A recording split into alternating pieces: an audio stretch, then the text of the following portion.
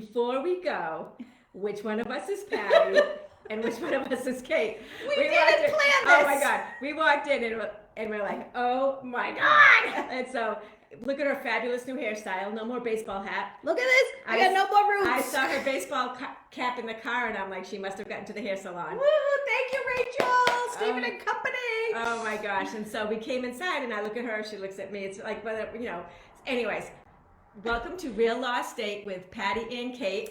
Woo, you are Patti. And I am Kate. So welcome. No, we are all off today. Oh my gosh. So we just thought that was fun. And we are so grateful that you're here with us today. And generally speaking, we try to do a little bit of real estate, a little bit of law, and we kind of incorporate it in. And I had a special request for Patti.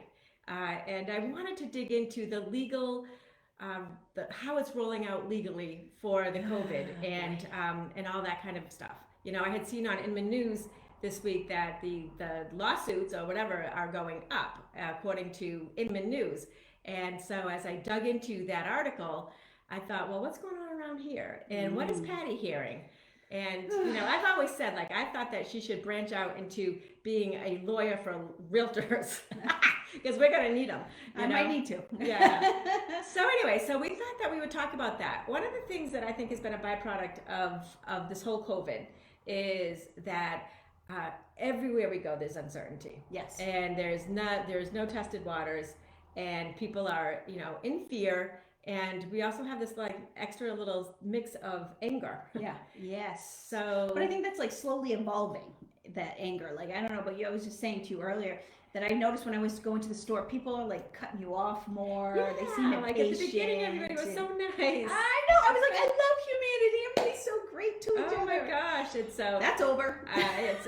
I think people are getting to the end of their rope. Yeah. You know, but either way, I just thought that it would be really interesting for you all to know, you know, one of the values that ReaLAWstate provides for you is that we have the legal side, legal expertise, as well as the real estate expertise, and we kind of throw them all together and come up with, I think, a great thing for you. Great little mix. Great little mix. So anyways, so tell me, what have you been seeing out there? Well, I mean, just to start off, so COVID in the beginning, right, with so much uncertainty, right? I mean, we really didn't know where this was heading in any way. Yeah. And so we started drafting, we talked about this many times, even here, we started drafting our COVID documents. Yes, we did. Yep. And then the smoke carbon inspections weren't getting done, so we drafted those documents, we drafted protocols, how can you go to somebody's house, what are you going to do? And everybody, I was so impressed in the beginning, right? Yes, it was. It was like, but short-lived. In the beginning, everybody was so cooperative because nobody knew, right? And I think at the time there was like this relief, like, yes, we can keep on doing real estate because we're putting infrastructure into place. Yep. And so, of course, that was, I think, that naive kind of like, oh, good, there's going to be a solution.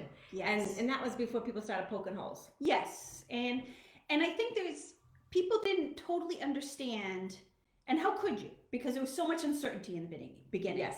But they didn't really understand the full potential of the consequences, I think. Yes. So, yes, I'm going to sign this addendum that says if things can't happen on time, and again, we are a time of the essence state. So in those contracts, time of the essence, if it says it's going to be done on June 1st, it better be done on June 1st or you're going to be in a breach. Yes. So this COVID addendum said, okay, well, if it can't happen on June 1st because something related to COVID happens, or appraiser can't get out, or somebody loses a job, or God forbid somebody's sick. Okay, everybody agrees we're going to extend out, 14 days, 10 days. Everybody had kind of a different take on it, but you could extend it out. Yep. Okay, kumbaya, we're all going to do that. We're signing off now. Yep. Well, now you're getting close to the closing date and everybody's packing and they think they're going to go. Yes. And then, whoops, we need an extension for 2 weeks and people are losing their minds. Yes. There's a lot going on there. So, and here's the thing that I think is like when they came up with the addendum, right? When they came up with the addenda, that's the right way to say that, right? Don't ask me. It's not addendums, I don't think. I think it's call addendum. it addendum. Okay, so when we came up with those, they made sense.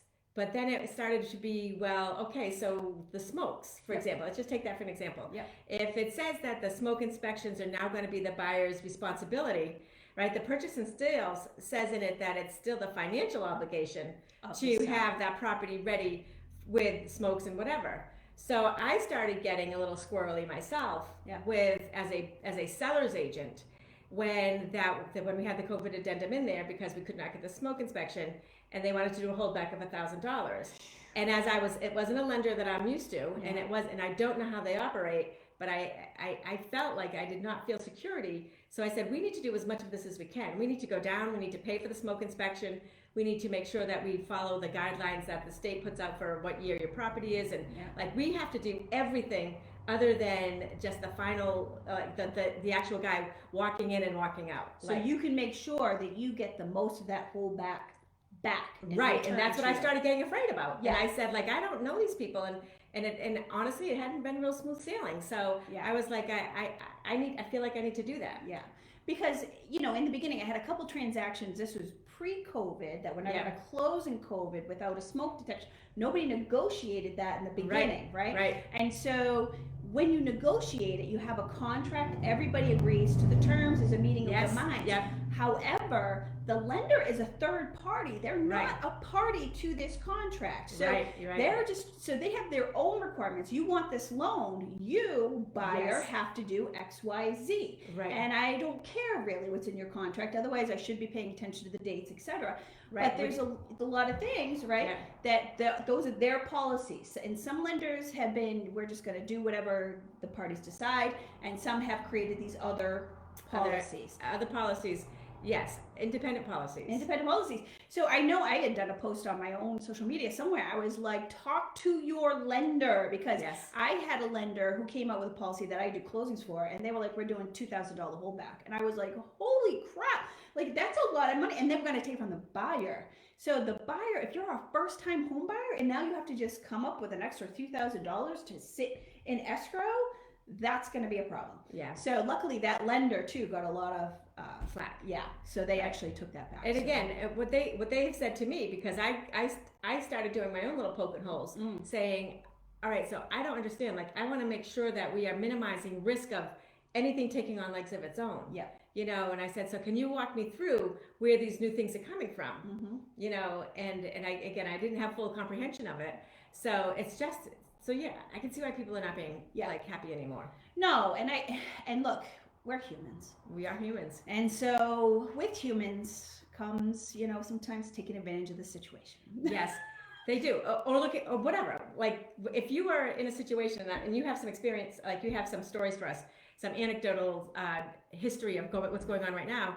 So what happens is, of course, if you need to get out of it or you want to get out of it and you're like, well, I always got COVID. Yeah. And I'm going to just say, if you are a list agent or a sell agent out there, okay, list agent or buy agent, please do not say, well, we always got COVID to get out of this. It's not a get out of jail free card. It is not. And it's not going to work that way. And that was what my eyes were opened up to when I started reading that Inman article. Yeah. And so anyways, tell us the story. So if you want, there's going to have to be a cause and effect and and it's got to line up. So if you're going to use this COVID addendum to say, hey, I can't meet my obligations under the contract, you shouldn't be allowed to keep my deposit because it was COVID related.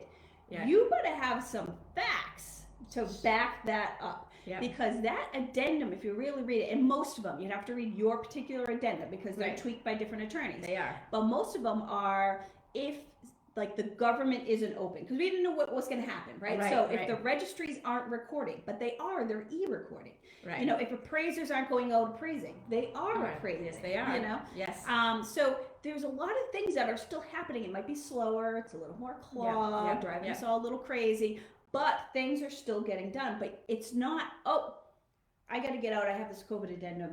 I don't want to do this anymore. I don't want to buy that house or whatever. Right. And you can't do that. And here's the thing is that, what is happening out on the streets, and we were laughing earlier because I said when I'm out there walking the streets, but what's out there on the streets is not the same as what those headlines are. Like things are not falling apart. No, you really need to pay attention to the language of it's a contract. At the end of the day, it's a contract. Yeah. So I was telling you a story earlier. I had a seller, and this buyer was living in California. Okay. And we're supposed to close at the end of April. Okay, so now all of a sudden this COVID is really picking up, whatever. She is a retiring nurse who was going to move to Massachusetts. So she was giving up her job in California. Yeah. Well, California, that hospital suddenly said, hey, we really could use your extra pair of hands for the next 30 days. Can you stick around? So she says to my seller through, all parties, hey, can we extend for 30 days? It's COVID related. So my seller says, that's not COVID related. You are independently deciding to come out of retirement to go help out the hospital. Hey, that's great and good for you. Yes. And you're such an honorable person, but that doesn't mean I have to extend. That's not an excuse delay. So, and we are in a time where you can close via the mail and e-signs and etc. Yeah. So, and you could wire money. You don't actually physically have to even be here. I got to think about that. So, but of course the seller feels like an ass, quite frankly. Like, how am I going to tell this nurse no when she's trying to save the world? But at the same time, and this was a higher end house, like I don't want to give up this buyer. Like, so there was some moral, turmoil. Ultimately, they agreed to extend through the end of May, and it closed this past week. And everybody, congratulations. Well, yeah. Well, woo. I know. But it's brutal. But yeah, I had to tell my seller, you are right. You are 1,000 times right. And I had to say to the buyer's attorney, look, you actually don't have a basis for this. She's thinking about it because she doesn't want to look like the ass in this picture, but there's no legal basis. And buyer's attorney knew that. And, and so she was just like, well, whatever you can do, So it ultimately worked out. But you really have to think about cause and effect. They have to connect. And that was one of the articles, in that article, they talked about, I think it was, and these are real high, like we're talking 6 figures deposit down, and they got cold feet. They were like, I don't know if I don't know if I can, it was like either a condo or a co-op, and I don't. Because they're going to do a development, and so what are these going to be worth when I finally get to development? Because we don't know where this market's going to go. Yeah. I better get out. So hey, COVID, I need my deposit back. because the market's changing, and that market no longer looks as robust. Right. And as you know, the market's all speculation anyway. So again, that's what they said. They said they wish that we could just buy that little crystal ball so that we could all tell you exactly what's going to happen. Yeah, but not going to happen. And so in this scenario that I had given you, if the buyer decided not to show up, my seller would have had every right to keep that deposit. And that's what they said. They said that you don't, you're walking away from your deposit if you walk away, because there is no reason that you can't close on this. Right. This has nothing to do with COVID. Well, this has nothing to do with the COVID addendum. Right. Because and that was where the piece came. This had, so they're saying that there's been a lot of that kind of thing, and people just using the state of emergency or whatever as a way to get out. And I mean, there have been a lot of examples in my office where that addendum has been beneficial because things have happened. People have lost their jobs. That's no mystery. People have lost their jobs. Right. People have had credit score issues. Things have happened because of this pandemic, no doubt. But I've also had some thank God I don't do closings for these people, but there's some mortgage brokers out there that I don't do close. The ones I close for, I love. But this particular guy, he was on the other side. I had the seller, and so we're like, what is the problem? Look, don't blow smoke. Just give me the realistic answer. Give me a date. If we extend, what's this date we're going to close? So I'm talking to him, and he's got his speech all prepared to talk to me, right? And so we're all no, he didn't. Oh, no, he didn't. So he's bada bing, bada boom, right? Yeah. So he's, so I was like, okay, so just give it to me straight. What is the problem? I need to be able to talk to the seller. I want to be able to talk them off the ledge and get this done for everybody. Right. But I need to know what the issue is, because I'm not going to blow smoke to my seller. I need real facts. Yep. And he says, well, there's a little thing going on. I don't know if you heard about it. It's a pandemic. Oh, what? What did you just say to me? I'm going to try that on someone. A pandemic. So I said, okay, I just had 3 closings this week during the pandemic and they all closed on time. So what's your problem? Oh my word. Oh my God. But God. it's just the automatic reaction. But see, here's the thing, and this is where we see the tides changing, right? This is that subtle change from us all being grateful that we can make this all work together, yes, to let me just be a jackass and use the pandemic as an excuse for it. Yeah. You know? Yeah, that was miserable. But and then another example, kind of on the flip side too, is so I had one where I have the buyers. Yeah. So the buyers, they are getting stuck in a clog with their mortgage broker. And what has happened, I think a lot of people probably have heard this, but there was a couple of really great lenders out there, right? So mortgage brokers that I was multiple different, mortgage brokers, they're all using the same ultimate lender because the system was good. And they are like smooth, they're cranking them out, everything's on time. But they got so backed up because of the low interest rates pre-COVID, right? Everybody's refinancing. Yep. So the refi is what we always have to consider. Yes. And the big picture. Big picture. And then so now they can't keep up, right? And so now they say, you know what, we're not going to take as much business, so we're going to increase our interest rates a little bit, which seems like who does that? But they're going to do that to slow business down. So they're not going to say, no, we won't take your business. It's just you have to pay our fee. Yep. So now the mortgage brokers say, hey, well, if my borrower can save, a half a percentage or whatever over at this other lender that maybe is not as high quality, but that's really what I need to do for my borrower, right? Especially to make sure they got a good monthly payment, et cetera. It all makes sense. But now those, I'm going to say lower end lenders are so overwhelmed that now they can't keep up. So I have these buyers, they've done everything they're supposed to do. God bless them. First time home buyers, they handed in all their stuff. We all love our first time home buyers. And they're so in love with the place and I'm so happy for them. So they're going through this process, they're buying this thing, and what they're buying is a flip. So now there's this company, this LLC, who does flips. Well, that flipping company, they have a lender with a hard money lender. So that is a private lender who charges big interest rates. Yes. And so your carrying costs are real and they cut into your profit in a real way. So we have to go to seller, hey, look, we're going to need to have an extension of a week, So the closing, the seller's attorney, he says, Patricia, who's going to pay for their closing costs, or their closing, carrying costs, the per diem every day, these are real costs, and this keeps happening. All these lenders think they can keep extending, just by themselves, and it's just all COVID related, and we're all supposed to accept it. Well, we're not accepting it anymore, because it's eating into the profit of my guys. Yeah, huge. It is huge. Yeah. And so we had to kind of negotiate through that. You understand where they're coming from. And he's like, it's not my seller's fault. And I said, well, it really isn't my buyer's fault. In fact, my buyers were trying to close early. And the bank was like, are you kidding me? We can't even close on time. We ain't closing early. And so now the buyers were, well, it's not my fault. So who's paying for it? In this particular instance, the mortgage broker is going to eat the couple $100 just to try to keep it together. But those are the real consequences. It is. And it just, in those moments, those moments like that, like where everybody's going, okay, we've worked so hard to get here, and this number, this fee, this whatever, it's not really the seller's fault, it's not really the buyer's fault, it's part of like either the town or the lender or somebody's decision to do whatever they're doing on it, right? And so it's like, so who pays, right? And it's tricky, and that here's what I know about real estate is that we're talking hundreds and hundreds of thousands of dollars. It's unreal to people. Like none of us ever have seen that. At least I haven't. You might have. She might have. But not seen that kind where you that kind of money. Like even like what it means. Like might be illegal. Well, illegal, but. so it wouldn't be smart. Anyway, so we don't we can't that is not real to us. But a fine or a fee of a fee of $2,800 or $200 a day or this, that is tangible. And that is something that they can sink their teeth into.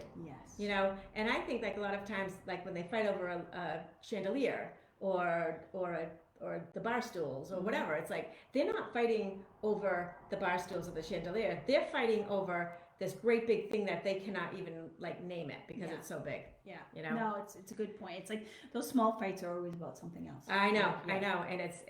And again, what we want to always do is just try to solve it as quickly as possible. But sometimes you just need to let the people sit in their shit. Well, there is that.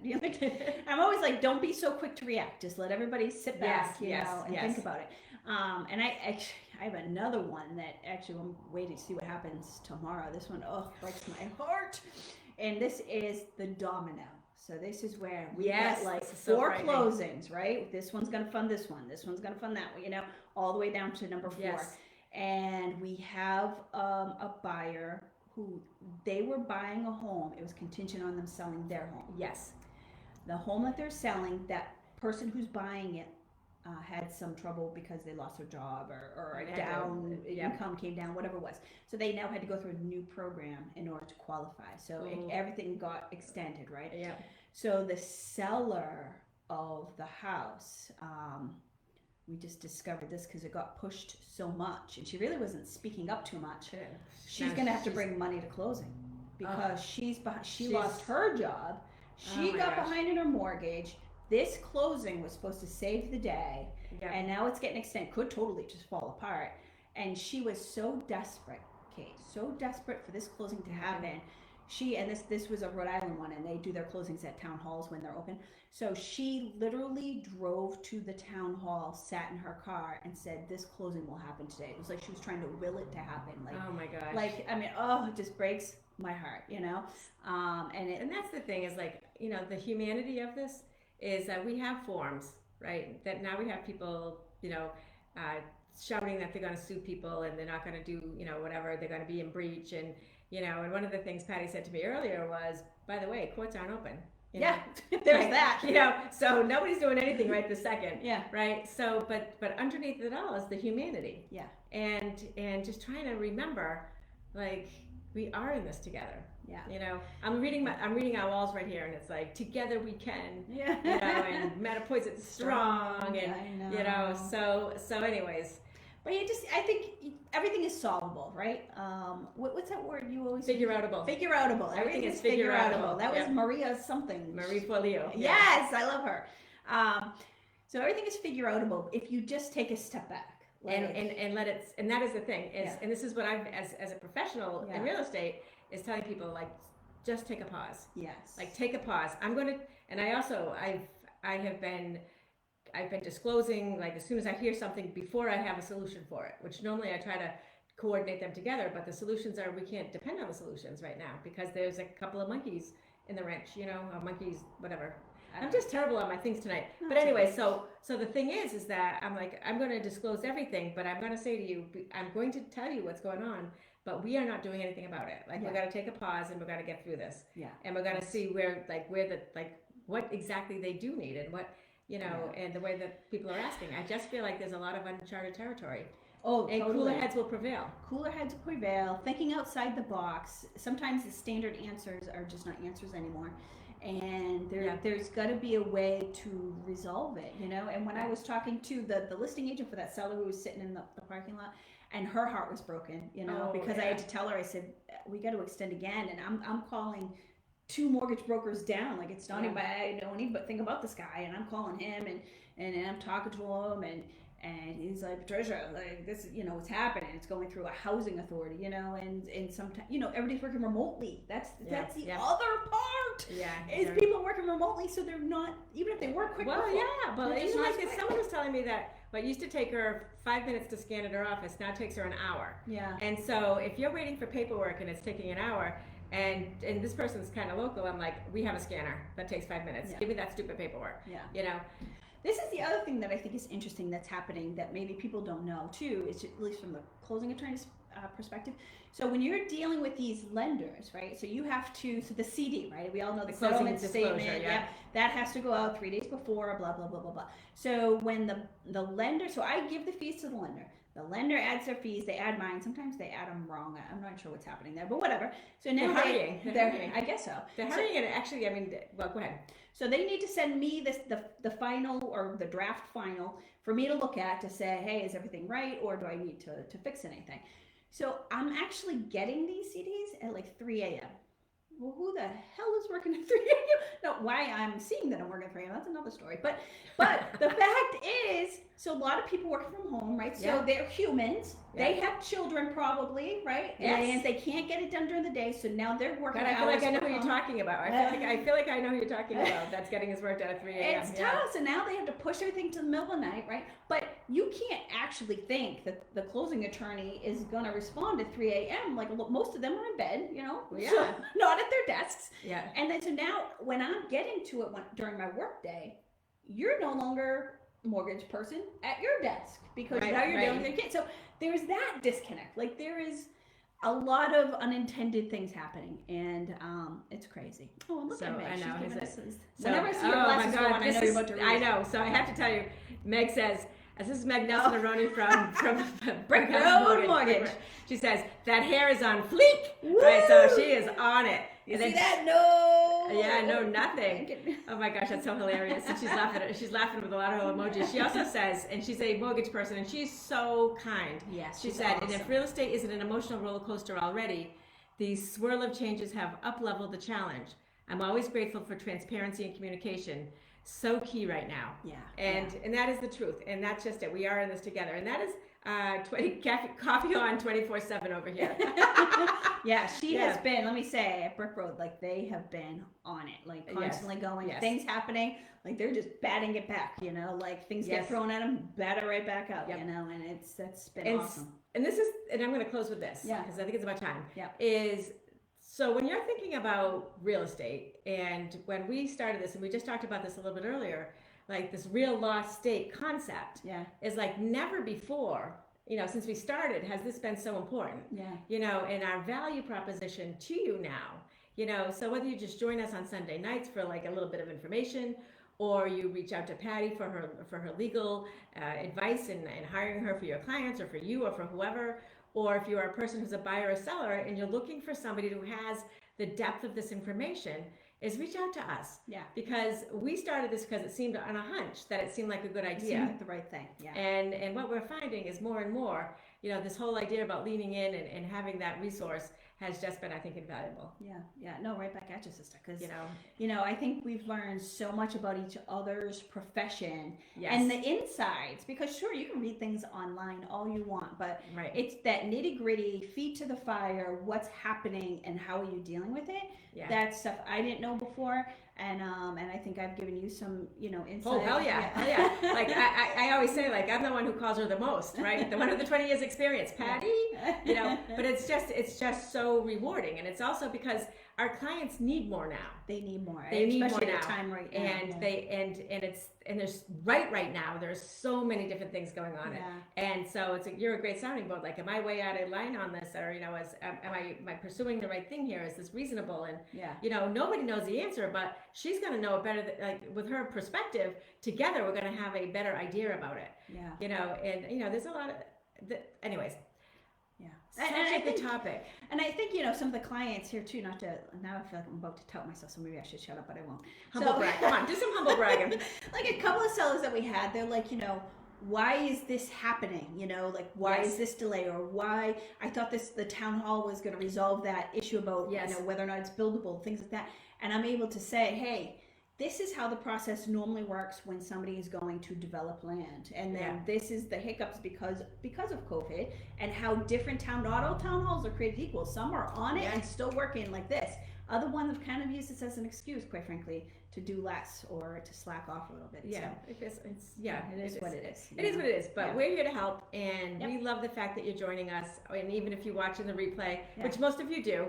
Meg, you know, you are so on the ball, and we're so grateful to have you here. She was one of our first guests. You guys got to go binge watch and find Megan Aroni. I know, we were singing during that one, or you were. Oh my God, I don't know what was happening. You were like dancing and singing. I forget what the Brick House. We were doing the brick. Yeah, now I remember. And she's got two small girls that she has to educate, right? She's now a teacher. Yes. And doing the loan thing. Like, woo! So and the people that she has working for, so they're on fire. Everybody's doing the best they can. Yep. And that is ultimately what we have to remember with each other is everything we're doing the best we can, and if there's something that you don't know, ask us. Yeah. We would love to be here for you. Yeah. And and if your advisors, you feel like you're getting just that bada bing, it's a pandemic kind of response, that's not an adequate response. Like, go find real professionals who have real response. Someone said to me, well, they can just escroll it.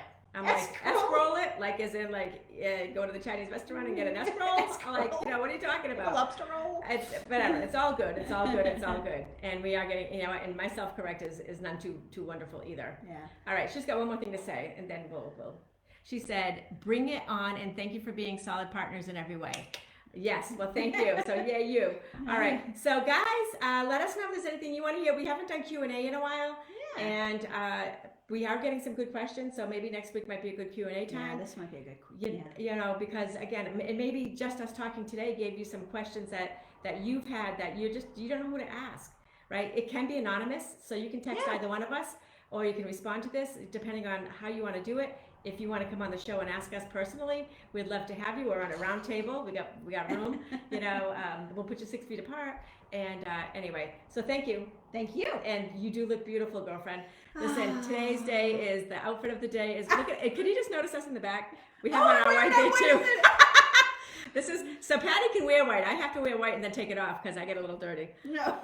Yeah, I know. Exactly. All right, guys, make it a bold week, and we are so grateful for you. Thank you. Bye.